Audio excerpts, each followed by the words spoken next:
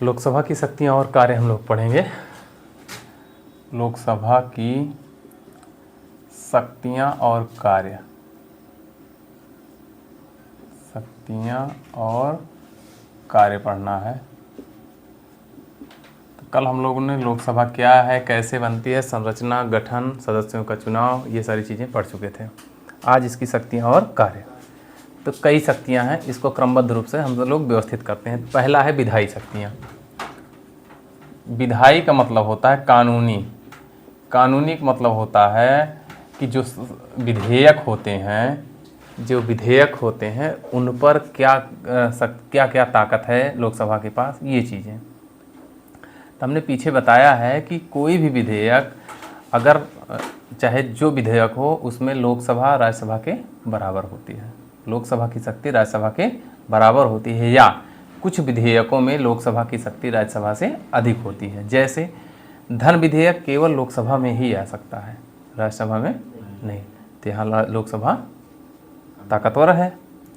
सामान्य विधेयकों में लोकसभा और राज्यसभा बराबर है। संविधान संशोधन विधेयक में लोकसभा राज्यसभा विधेयक, ये चीज़ें पीछे हो चुकी हैं। तो विधेयकों के मामले में लोकसभा या तो राज्यसभा से ताकतवर है या लोकसभा राज्यसभा के बराबर है। दो कंडीशन बन रही हैं। तो पहला यही टॉपिक बन रहा है कि सभी प्रकार के विधेयकों में, सभी प्रकार के विधेयकों में लोकसभा बड़ा निशाना, लोकसभा बड़ी है या बराबर है किसके, राज्यसभा के। समझ पा रहे हो? लोकसभा बड़ी है मतलब इसकी शक्तियाँ ज़्यादा है राज्यसभा के। तो चाहे संख्या देख लीजिएगा, तो ताकत देख लीजिएगा, तो हर चीज़ में लोकसभा से, राज्यसभा से लोकसभा बड़ी है। पहली विधायी शक्ति समझ में आई। फिर धन विधेयक, अनुच्छेद 110 में है।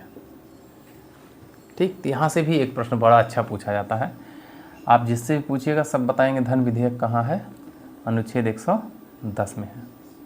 ठीक है, लेकिन अगर धन विधेयक की प्रक्रिया पूछ लोगे तो यहाँ समस्या हो जाएगी। एक बार आयोग ने ऐसे घुमा के पूछ लिया और सब रटे थे 110, और धन विधेयक की प्रक्रिया कहाँ है, 109 में है।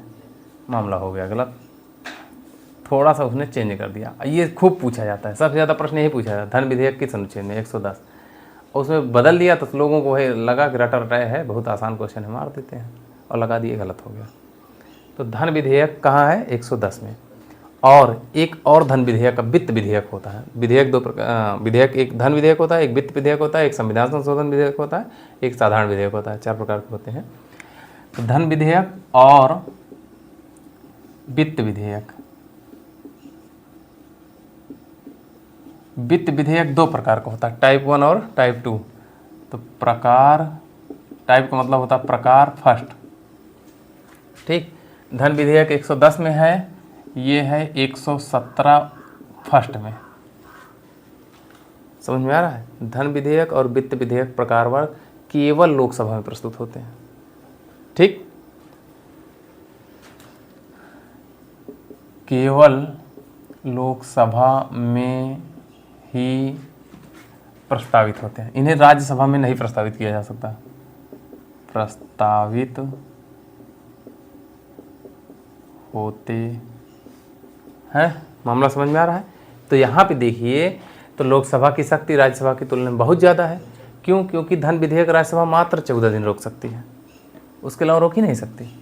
और राज्यसभा में इसको प्रस्तुत किया ही नहीं जा सकता। यहाँ तो शून्य शक्ति हो गई राज्यसभा की। और इसमें तो कुछ विधेयकों में भाई लोकसभा के बराबर है, लेकिन कुछ में लोकसभा ज़्यादा है राज्यसभा से। ये विधायी शक्तियाँ होती है। अगला देखिए, तो संयुक्त बैठक जब बुलाई जाती है, संयुक्त बैठक 108 में है। ठीक, की अध्यक्षता कौन करते हैं? हाँ, अध्यक्षता लोकसभा अध्यक्ष करता है। अब ये बताइए राज्यसभा अध्यक्ष काहे नहीं करता? क्यों? यहाँ पे ताकत लोकसभा की ज़्यादा है, लोकसभा की संख्या ज़्यादा है। ठीक, ये भी दर्शाता है कि राज्यसभा से लोकसभा की शक्ति ज़्यादा है। ठीक है, ये हो गया। तो इससे क्या होता है, लोकसभा की मजबूत स्थिति का परिचायक है, मजबूत स्थिति का परिचायक है, स्थिति का परिचायक है। मामला समझ में आया। अब धन विधेयक और संविधान संशोधन विधेयक पर संयुक्त बैठक संभव नहीं है, तो उस पर धन विधेयक और संविधान संशोधन विधेयक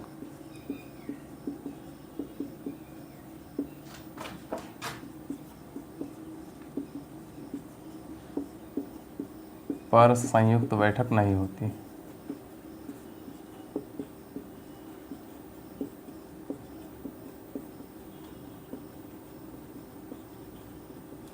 ये मामला समझ में आया। ठीक है, ये कौन सी थी, विधायी शक्तियां थी। अब कार्यपालिका शक्तियां देखिए।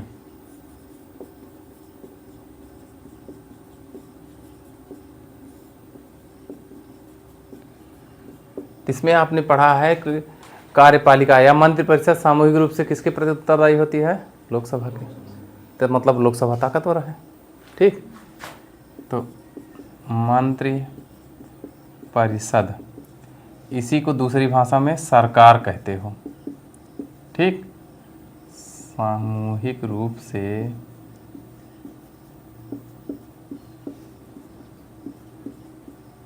लोकसभा के प्रति उत्तरदायी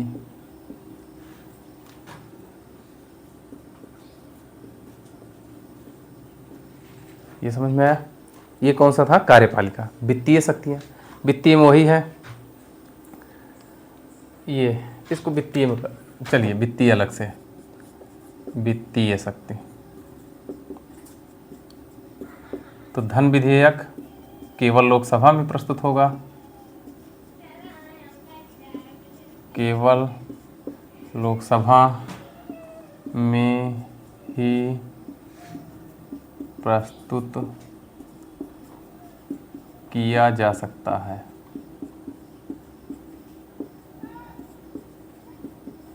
ठीक है, ये वित्तीय शक्तियां होगी। अन्य शक्तियों में आ जाते हैं।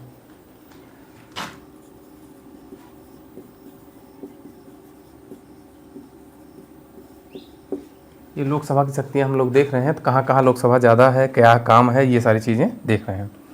तो आप देखिए, तो राष्ट्रपति के निर्वाचन, राष्ट्रपति निर्वाचन में लोकसभा शामिल होती है, उपराष्ट्रपति के निर्वाचन में शामिल होती है, राष्ट्रपति को हटाने में शामिल होती है, इन सब जगह शामिल होती है। अन्य शक्तियों में राष्ट्रपति तथा उपराष्ट्रपति के निर्वाचन में,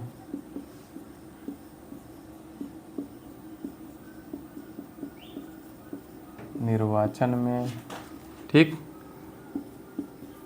राष्ट्रपति के महाभियोग में,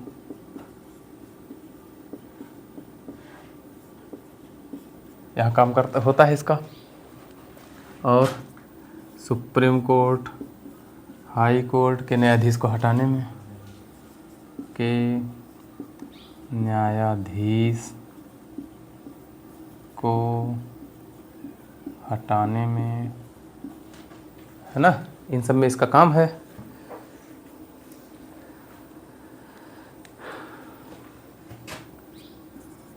उपराष्ट्रपति, राष्ट्रपति को हटाने का अनुमोदन लोकसभा से ही होता है। देखिए, तो इसको उपराष्ट्रपति को हटाने का प्रस्ताव कहाँ से आता है, राज्यसभा से। लेकिन जब तक अनुमोदन लोकसभा नहीं कर देगी तब तक ये हटेगा नहीं। ठीक है। अब कुछ प्रश्न और पूछते हैं। जैसे एक प्रश्न पूछा जाता है सदन का नेता कौन होता है, ठीक। तो जैसे लोकसभा है ना, तो लोकसभा एक सदन है, राज्यसभा दूसरा सदन है, दो सदन होते हैं। अब लोकसभा का नेता कौन है, तो लोकसभा का नेता हमेशा प्रधानमंत्री होता है। ये सब प्रश्न पूछे जाएंगे, ध्यान दीजिएगा। लोकसभा का नेता कौन होता है, प्रधानमंत्री होता है, ठीक। एक शब्द और मिलेगा, ये क्वेश्चन पूछा जा रहा है थोड़ा सा, तो इस पे ध्यान दीजिए। विपक्ष का नेता, तो संविधान जब बना तब विपक्ष के नेता का प्रावधान नहीं था, तो आया कब, 1977 में। विपक्ष के नेता पद का प्रावधान कब से आया, 1977 में। एक अधिनियम आया था, विपक्षी नेता वेतन और भत्ता अधिनियम 1977, उसी के द्वारा लाया गया, ठीक। तो विपक्षी नेता वेतन और भत्ता अधिनियम 1900, तो बताइए ये संवैधानिक है, संवैधानिक पद है, तो संवैधानिक पद नहीं है, सांविधिक पद है। संवैधानिक पद नहीं है, सांविधिक पद है। पहला पॉइंट क्लियर हुआ, ठीक। ये हो गया। इसके बारे में दो तीन चीजें। अब ये पद कब सृजित हुआ है, हाँ, 1977 में सृजित हुआ। योग्य विपक्ष के नेता बनने के लिए योग्यता क्या है, नहीं, सदन के कुल सदस्यों का 1/10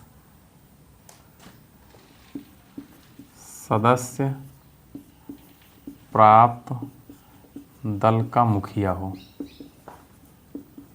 तो वर्तमान में कौन है विपक्ष के नेता, राहुल गांधी। इसका मतलब सिंपल भाषा में समझिए 55 सदस्य होने चाहिए। मामला समझ में आया। विपक्ष का नेता कौन बनेगा, ये। अब एक चीज ध्यान दीजिएगा, विपक्ष का नेता दोनों सदन में होता है, ठीक है। विपक्ष का नेता दोनों सदन में होता है। तो यहाँ पे देखिए, लोकसभा में कितने सदस्य चाहिए, 55। राज्यसभा में कितने सदस्य चाहिए, 25। जिस पार्टी के 25 सदस्य राज्यसभा में होंगे उस पार्टी का मुखिया क्या हो जाएगा, विपक्ष का नेता राज्यसभा में। जिस पार्टी के 55 सदस्य होंगे लोकसभा में, उस पार्टी का मुखिया लोकसभा का विपक्ष का नेता हो जाएगा। ये पद कब सृजित हुआ, 1977 में विपक्षी नेता वेतन भत्ता अधिनियम के तहत सृजित किया गया है। इसका काम क्या होता है, तो बहुत महत्वपूर्ण काम है। पहली चीज़ तो जानिए, इसको कैबिनेट मंत्री का दर्जा प्राप्त होता है। विपक्ष का नेता होता है लेकिन कैबिनेट मंत्री का दर्जा प्राप्त होता है, ठीक है। ये पद कैसा है, तो सांविधिक है, ठीक, या इसी को वैधानिक कहिए, संवैधानिक नहीं, वैधानिक पद है। तो जो मूल संविधान में थे उनको संवैधानिक कहा जाता है, जो संशोधन द्वारा बाद में जोड़े जाते हैं उनको सांविधिक कहा जाता है, और जिनका संविधान में वर्णन नहीं है गैर संवैधानिक हो जाते हैं। मामला क्लियर हुआ। कि ये कैसा पद है, सांविधिक पद है, ठीक है। अब लोकसभा विपक्ष के नेता की मान्यता कौन देता है कौन, तो लोकसभा का अध्यक्ष देता है। क्लियर हुआ। तो कब देगा, जब तक 55 सदस्य नहीं हो जाएंगे तब तक मान्यता नहीं देगा इनको। हो गया। और इन्हें कैबिनेट मंत्री के बराबर दर्जा प्राप्त होता है।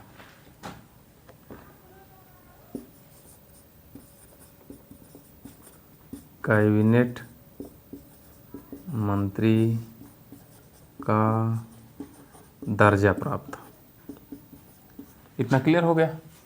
अब पॉइंट इसमें कुछ चीज देखिए, जैसे पहला कौन था, तो पहले लोकसभा अध्यक्ष कौन, वो पहले विपक्ष का नेता, मैं यहाँ क्रम से रुक रहा हूँ ना। प्रथम विपक्ष का नेता 1969 में ही बन गए थे, राम सुभग सिंह। कौन बना था, राम सुभग सिंह। राम सुभग सिंह, ये 1969 बने। लेकिन देखिए पद कब सृजित हो रहा है? 77 में। तो 1977 में पहला वैधानिक नेता कौन बना था? तो वाई वी चौहान बने थे। वाई वी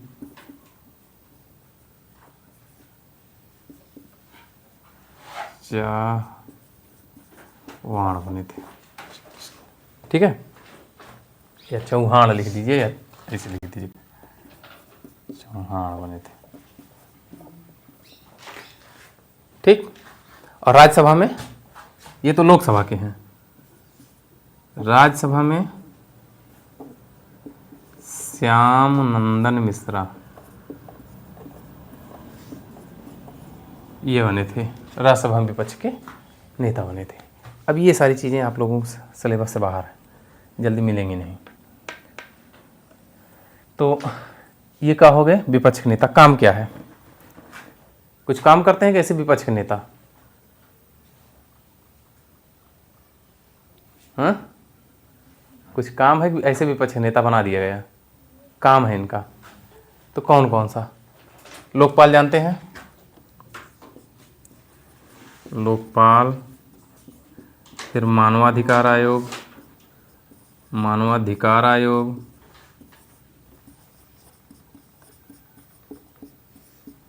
केंद्रीय सूचना आयोग,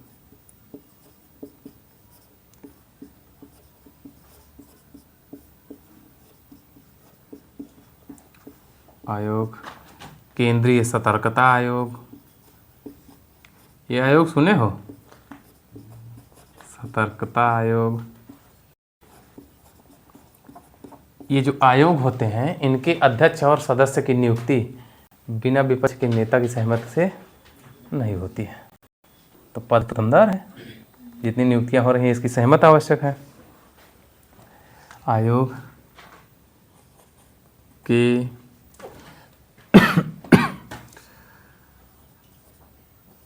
अध्यक्ष की नियुक्ति हेतु सहमति आवश्यक।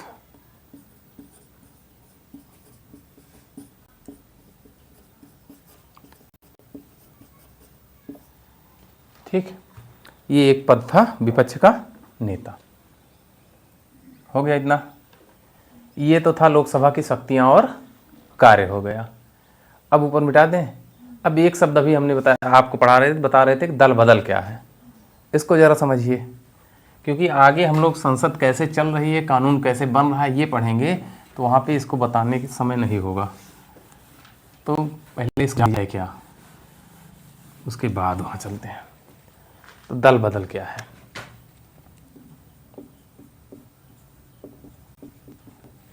तो राजीव गांधी थे, राजीव गांधी प्रधानमंत्री थे। कब? 1985 में। मामला है कौन सा?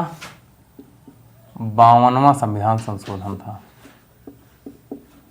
संविधान संशोधन। ठीक है। मामला क्या है कि कुछ लोग पद के लालच में इधर से उधर भाग रहे थे। जैसे चुनाव जीत के आए, निर्विरोध हैं या कोई छोटी पार्टी से है, तो उसको मंत्री का पद या कुछ पैसों के लालच में या इधर उधर किसी लालच में या कुछ व्यक्तिगत लाभ के चक्कर में पार्टी छोड़ के इधर से उधर दूसरी पार्टियों में शामिल हो रहे थे। उसको रोकने के लिए अच्छी नीयत से ये लाया गया। समझ में आया? हो गया इतना। अब हुआ क्या? 15 फरवरी को ये लाया गया था। कब? 15 फरवरी को 1985 का मामला है। अब हुआ क्या भैया? ये किस नीयत से लाया गया? बहुत अच्छी नीयत थी। ठीक। तो इसमें क्या किया गया कि जो छोटे मोटे एक दो दो पद थे, भाग जाते थे मंत्री के पद के चक्कर में, उनको रोकने के लिए तो ये नियम लाया गया कि विधायक और सांसद जो होते हैं, विधायक या सांसद, ये दोनों लोग दूसरी पार्टियों में तभी जा सकते हैं जब इनका जो दल है अपने दल के 1/3 सदस्यों का सहमति प्राप्त हो। कितना? 1/3 सदस्य कम से कम इनके साथ हों, तभी ये दूसरी पार्टियों में जा सकते हैं। ठीक। तो सांसद तब तक दल नहीं बदल सकते, दल बदल नहीं सकते जब तक कि पार्टी के 1/3 सदस्य, ठीक है, मामला समझ में आ रहा है। 1-2 लोग अगर जाना चाहो दूसरी पार्टी में, जा नहीं सकते हो। क्यों? क्योंकि 1/3 सदस्य आपके साथ होने चाहिए।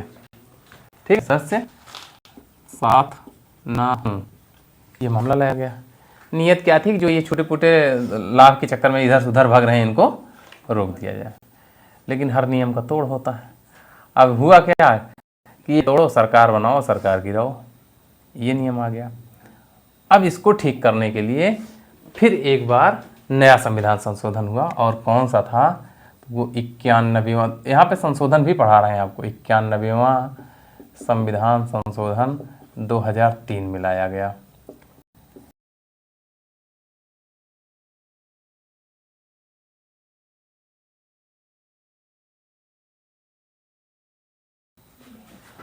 तो दल बदल 91वां संविधान संशोधन 2003 में क्या हुआ कि अब दल बदल कोई कर रहा है तो उसकी सदस्यता तुरंत समाप्त हो जाएगी। अब वो 1 दिन के भी लिए सत्ता लाभ नहीं प्राप्त कर पाएगा।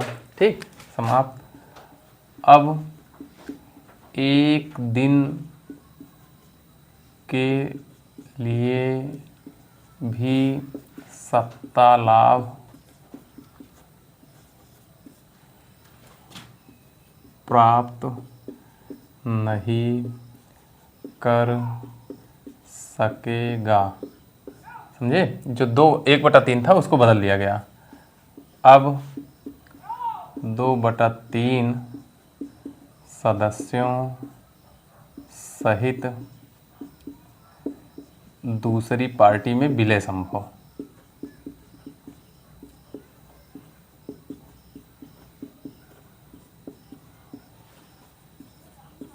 इक्यानवे में क्या हुआ समझ में आया? हुआ क्या कि ये जो लगातार दल बदल द्वारा सरकारें बना गिर रही थी, उसको रोकने के लिए 91वां आया, और इसमें कहा गया कि अब दल बदल जो करेगा वो उसकी सदस्यता तुरंत समाप्त हो जाएगी, और 1 दिन के लिए भी वो मंत्री या सत्ता लाभ नहीं ले पाएगा। अगर अब आपको बदलना है तो 2/3 से पार्टी समाप्त कर दीजिए अपनी, तब खत्म होगा, नहीं तो नहीं हो सकता। ठीक, ठीक है। और जैसे दल बदल करेगा, सदन में उसका मत समाप्त, सदन में मत का अधिकार समाप्त। अगर सदस्य नहीं रहेगा तो मत कहाँ से देगा? मत का अधिकार तुरंत समाप्त हो जाएगा। ठीक, और तथा सदन में दोबारा कब आएगा? जब चुनाव लड़के आए, दोबारा तभी लौटेगा जब चुनाव जीत कर आए। समझ में आया मामला? अब कब करेगा? जब दोबारा चुनाव जीत के आएगा। ठीक है। अगला था वही लोकसभा या विधानसभा में लोकसभा या विधानसभा के आकार के 15% से अधिक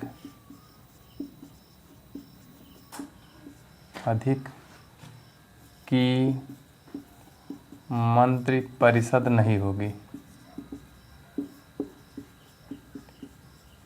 इसको पीछे पढ़े हो। जो छोटे राज्य होते हैं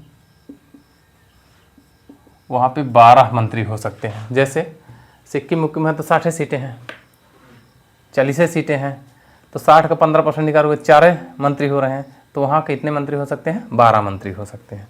लेकिन बड़े राज्यों के लिए 15% से अधिक नहीं हो सकते, ये दिया गया। ठीक है।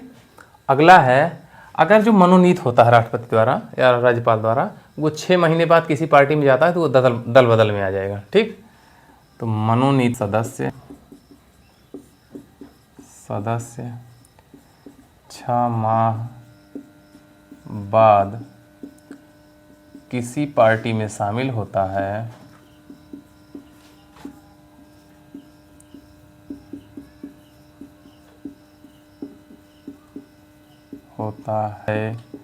तो दल बदल के दायरे में आ जाएगा, बदल के दायरे में आ जाएगा। ठीक, और उसकी सदस्यता समाप्त कर दी जाएगी। ठीक है। अब एक पॉइंट और है, ये वाला बहुत खतरनाक है लेकिन यूज नहीं होता ज़्यादातर। आप लोग एक दिन चर्चा भी किए थे कि ये ऐसा क्यों हो रहा है, तो देख लीजिए क्यों हो रहा है। अपने यहाँ का मामला है थोड़ा सा, तो ध्यान दीजिएगा इसको। कोई सदस्य अपनी पार्टी के निर्देशों के विरुद्ध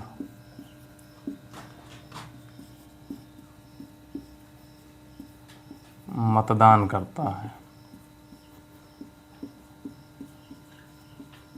या व्हिप, एक शब्द होता है व्हिप। व्हिप आप लोग जानते नहीं, जो पार्टियां होती हैं जाती हैं जीत के सदन में, तो बहुत सारी पार्टियां हैं भारत में, वो जाके बैठती हैं तो उनको पार्टी वाइज जगह बैठाई जाती है। तो उसमें एक व्हिप का मतलब होता है सचेतक। वो ये देखता रहता है कि हमारी पार्टी के जो सदस्य हैं कोई गलत काम तो नहीं कर रहे हैं, उन पे नियंत्रण रख रहा है, उन पे निगाह रखता है। उसी को व्हिप या सचेतक कहते हैं, जो आके उनकी गतिविधियों को पार्टी में बताता है। ठीक है। तो अगर कोई सदस्य जो निर्देश दिया है पार्टी ने उसको नहीं कर रहा है, या व्हिप का कहना नहीं मान रहा है, तब व्हिप का उल्लंघन करता है और पार्टी द्वारा 15 दिन में माफ़ नहीं किया जाता।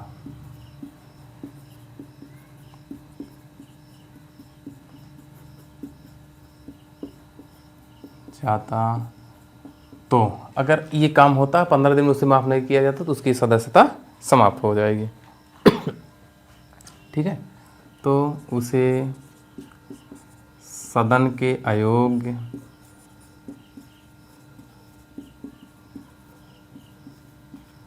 ठहराया जा सकता है।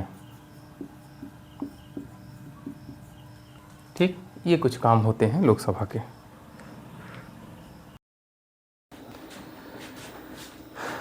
ठीक है। पढ़े आगे, लोकसभा कहाँ कहाँ बड़ी है राज्यसभा से,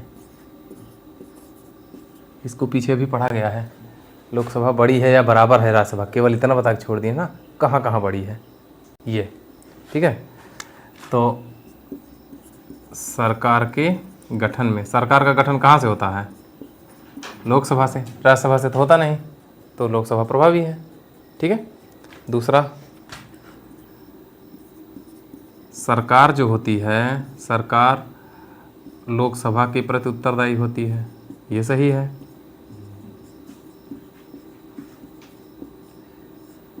क्यों? क्योंकि इसी से बनती है, लोकसभा से ही बन रही है तो लोकसभा के प्रति उत्तरदायी हो जाएगी। ठीक। धन या वित्त विधेयक जो होते हैं वो कहाँ शुरू होते हैं? लोकसभा से ही प्रारंभ होते हैं। ठीक है। राज्यसभा से हो ही नहीं सकते, है ना, तो लोकसभा प्रभावी हो गई। एक और है कटौती प्रस्ताव। अब ये पूछिए कटौती क्या है, तो अभी नहीं बताएं, मैं संसद में बताते हैं। कटौती प्रस्ताव तथा अविश्वास प्रस्ताव जानते हो? हाँ, अविश्वास प्रस्ताव लोकसभा में ही आते हैं।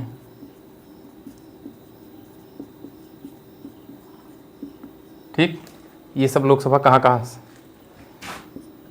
संयुक्त बैठक में,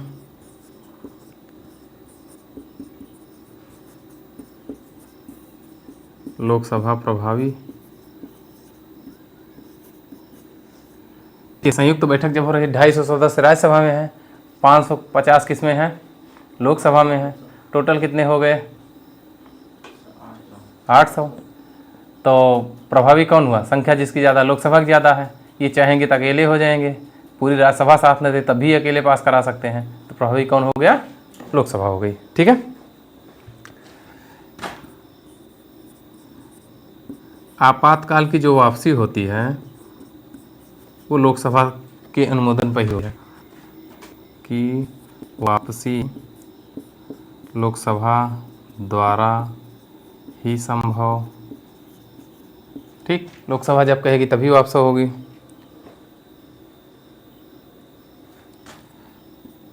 लोकसभा अध्यक्ष के निर्वाचन में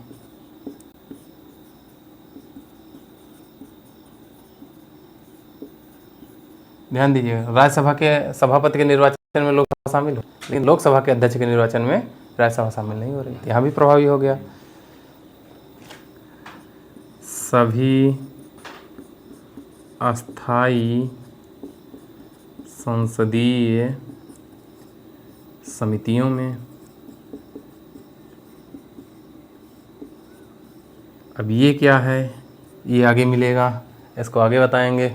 ठीक, समितियां कई होती हैं, बड़ी बड़ी होती हैं, तो इनको क्या कैसे काम करती हैं, कार्य क्या है, ये सब आगे अभी बताते हैं। ये इतना हो गया, ऊपर मिटा दें। अगर लोकसभा विघटित हो जाए तो विधेयक पर क्या क्या प्रभाव पड़ेगा ये देखते हैं।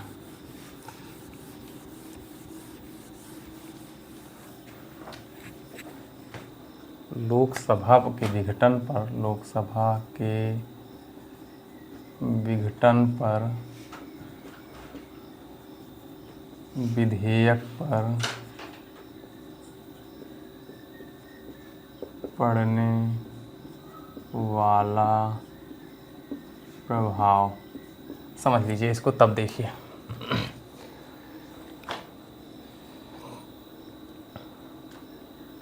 ठीक, ये मान लीजिए लोकसभा है, ये राज्यसभा है। ठीक, तो कोई विधेयक यहाँ पेश हुआ लोकसभा में, लोकसभा विघटित हो, विधेयक यहीं खत्म हो जाएगा। ठीक है। कोई विधेयक राज्यसभा में पेश हुआ, ठीक है, ये लोकसभा है, ये राज्यसभा है। अगर कोई विधेयक यहाँ पेश हुआ, कहाँ भेजा जाएगा? लोकसभा में। और जब यहाँ भेजा गया, लोकसभा ने पास नहीं किया, लोकसभा विघटित हो गई, तो विधेयक खत्म हो जाएगा। समझ में आया? मतलब ये हुआ कि लोकसभा में जब भंग हो रही, विघटित हो रही है, उस समय जितने विधेयक हैं, लंबित हैं, सभी खत्म हो जाएंगे। चाहे वो लोकसभा में लंबित हो, लोकसभा द्वारा प्रस्तावित हों, चाहे राज्यसभा द्वारा पेश किए गए हों, लोकसभा में लंबित हों, दोनों विधेयक समाप्त हैं। हम लोग समझ आया? इसमें व्यापक लिखा मिलेगा। ठीक है। और अगर कोई विधेयक यहाँ लोकसभा में पेश हो गया, ठीक, कहाँ भेज दिया गया? राज्यसभा में। अभी यहाँ लंबित है और लोकसभा विघटित हो गई, तो वो विधेयक यहाँ समाप्त, व्यापक हो जाएगा। लोकसभा ने पारित कर दिया, राज्यसभा में लंबित है, तो ये इसका विघटन हो जा रहा है, तो वो समाप्त हो जाएगा। ठीक है। अगर राज्यसभा में पेश किया गया है, लोकसभा में लंबित है अभी, ठीक है, राज्यसभा में पेश हुआ, लोकसभा में लंबित है, तो खत्म हो जाएगा। लेकिन राज्यसभा में पेश हुआ, राज्यसभा में लंबित है, आपकी खत्म नहीं होगा, क्योंकि लोकसभा से मतलब नहीं है यहाँ पे। ठीक है, हो गया। राज्यसभा में पेश हुआ, राज्यसभा में लंबित है, लोकसभा से मतलब नहीं है, लोकसभा में पारित नहीं हुआ, तो कोई मतलब नहीं, व्यापक नहीं होगा। ठीक है। अब मान लीजिए इसने प्रस्तुत कर दिया, लोकसभा ने पारित कर दिया, राज्यसभा ने पारित कर दिया, दोनों ने पारित कर दिया। अब क्या हुआ? लेकिन दोनों में विरोध हो गया है, असहमति हो गई है। ठीक, तब क्या होगा? राष्ट्रपति ने अगर संयुक्त बैठक की अधिसूचना जारी कर दी है, राष्ट्रपति ने संयुक्त बैठक की अधिसूचना जारी कर, उसके बाद लोकसभा का विघटन हो रहा है, तो संयुक्त बैठक होगी और ये जो लोकसभा विघटित हो रही है, यही बैठक करेगी और विधेयक पारित होगा, व्यापक नहीं होगा। ठीक है। अगर दोनों सदनों ने पास कर दिया है, राष्ट्रपति के पास लंबित है, तब भी विधेयक गत नहीं होगा। अगर विधेयक दोनों सदनों ने पास किया, राष्ट्रपति के पास गया, राष्ट्रपति ने पुनर्विचार के लिए भेज दिया, अब तब भी व्यापक नहीं होगा। समझ रहे हैं? अगर कोई विधेयक प्रस्तुत किया गया और सत्रावसान हो गया, विघटन नहीं हो रहा है, क्या हो रहा है, तब भी विधेयक व्यपगत नहीं होगा। तो 2-3 कंडीशन यही समझना है कि कहाँ कहाँ व्यपगत होता है। ठीक, तो कहाँ कहाँ, पहला, ठीक है, तो पहला, लोकसभा में लंबित सभी विधेयक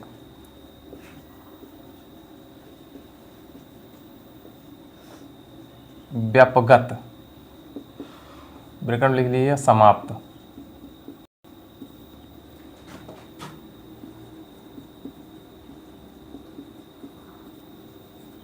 है, चाहे वे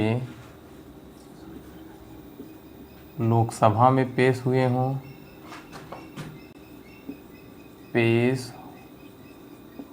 हों, या राज्यसभा द्वारा भेजे गए हों। मामला समझ में आया?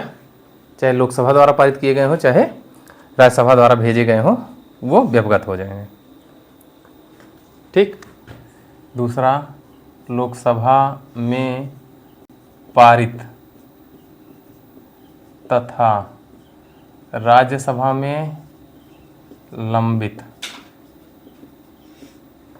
विधेयक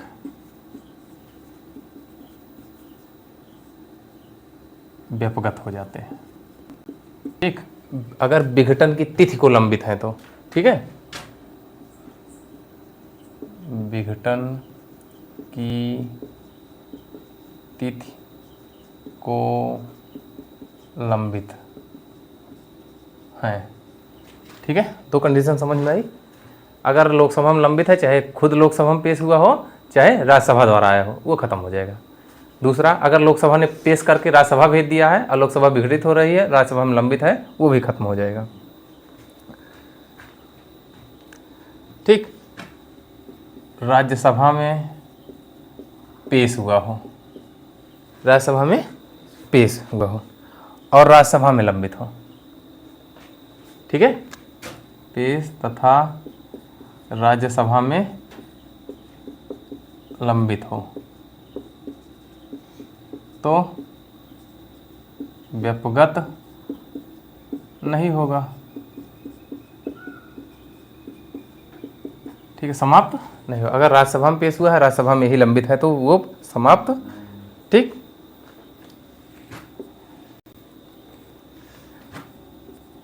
दोनों सदनों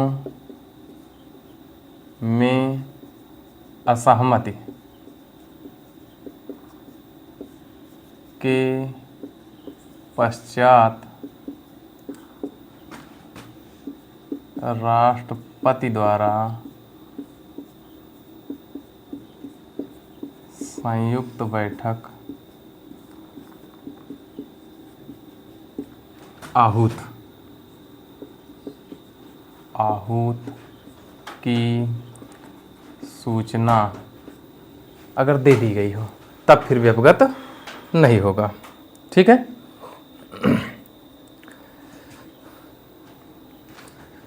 आहूत की सूचना जारी, तब व्यपगत नहीं होगा और बैठक विघटित लोकसभा द्वारा संभव। ठीक है, जो विघटित हो गई है वही कानून बनाई गई, कोई दिक्कत नहीं है। ये हो गया इतना। ठीक है, दोनों सदनों द्वारा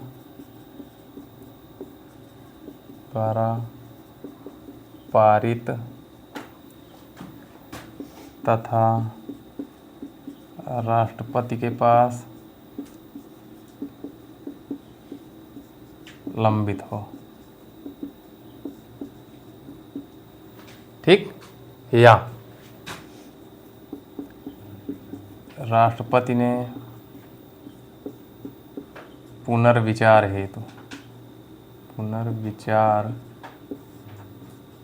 हेतु वापस कर दिया हो तो व्यपगत नहीं होगा, व्यपगत नहीं होगा। ये सब विधेयकों के संबंधित मुद्दे हैं। ठीक है। अगर सत्रावसान हो रहा है, सत्रावसान पर विधेयक व्यपगत नहीं होगा। ये आज पूरा मामला हम लोग साफ कर दे रहे हैं। कल से संसद की प्रक्रिया, संसद चलती कैसे है, ये पढ़ा जाएगा। ठीक। तो ये हुआ कब कब विधेयक लंबित होते हैं। अब जो सदस्य होते हैं इनकी योग्यताएं क्या होती हैं, अर्हताएं या अयोग्यताएं, तो इसको बताए हैं। संसद सदस्य की अयोग्यताएं, 3-4 पॉइंट्स हैं इसमें, इसको समझ लीजिए। अगर कोई व्यक्ति 2 सदनों का सदस्य नहीं हो सकता, लोकसभा, विधानसभा, लोकसभा राज्यसभा, लोकसभा विधान परिषद, इन चारों में से 2 सदनों का सदस्य नहीं हो सकता, यही है। ठीक है। हो गया। तो कोई भी व्यक्ति संसद के दोनों सदनों का सदस्य नहीं हो सकता। अगर हो गया तो 10 दिन में सूचित करना होगा कि किसका सदस्य है। अगर नहीं करता तो राज्यसभा की सीट खाली हो जाएगी। ठीक। तो अगर कोई संसद के दोनों सदनों के लिए चुन लिया गया हो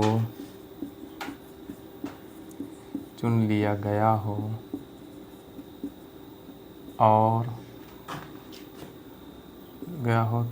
तो 10 दिन में उसको निर्धारित करना होगा। ठीक है। 10 दिन में सूचित करना होगा।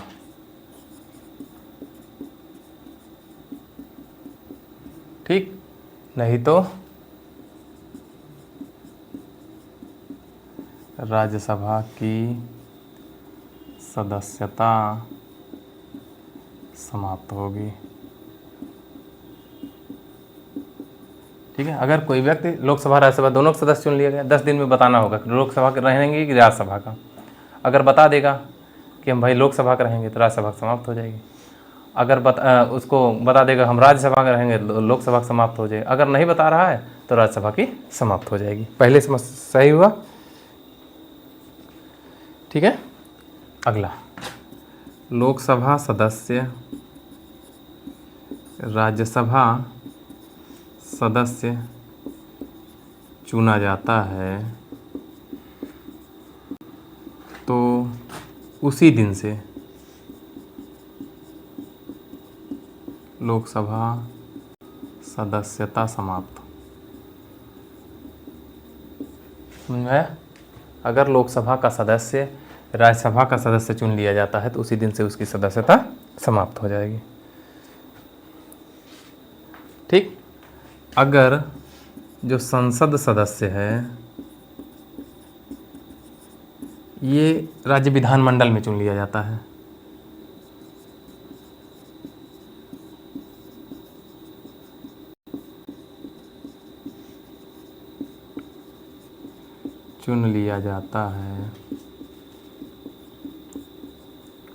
ठीक है। दोनों चुनाव एक साथ हो रहे हैं, चुन लिया गया। तब 14 दिन में अगर नहीं सूचित कर रहे हैं तो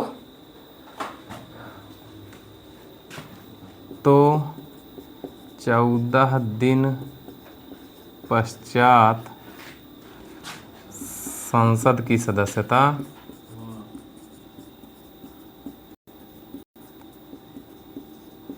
समाप्त। ठीक है। समझ में आ रहा है योग्यता कहाँ कहाँ आ रही है?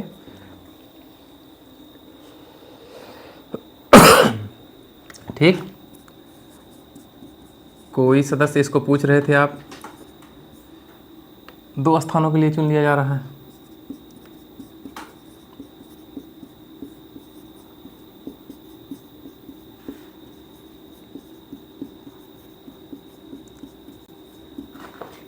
तब तो 10 दिन के अंदर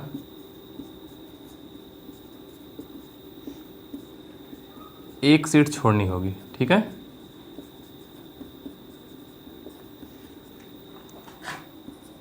नहीं तो क्या होगा, नहीं तो दोनों पद रिक्त हो जाएंगे।